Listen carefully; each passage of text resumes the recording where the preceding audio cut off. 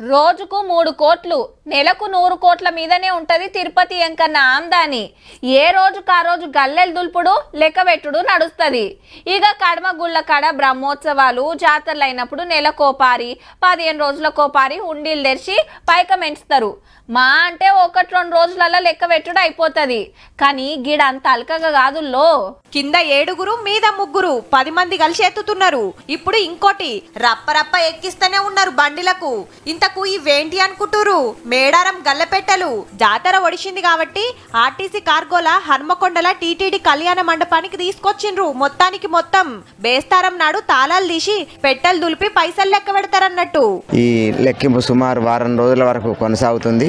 అవు మరి 512 గల్లపెట్టెలు వేయించాలంటే ఆరమెంది 10 రోజులు గిట్లా పడుతుంది. సమ్మక్క గద్దె కాడ 215, సారలమ్మ గద్దె దగ్గర 215, పగిడిద్ద రాజు కాడ 26, గోవిందరాజస్థాన 26, ఇంకో 30 బట్ట హుండీలు పెట్టిండ్రు. తల్లులు గద్దెల మీదకొచ్చిన 4 రోజులలోనే 1,45,00,000 మంది దర్శనం చేసుకునిరి. వచ్చినోళ్ళంతా కట్నాలు చదివిస్తారు కాబట్టి పెట్టెలన్నీ నిండినాయి. నోట్లే కాదుల్లో వెండి, బంగారం, ముక్కు పుడకలు, తొట్టెండ్లు, తీరు వస్తువులు సమర్పించిండ్రు.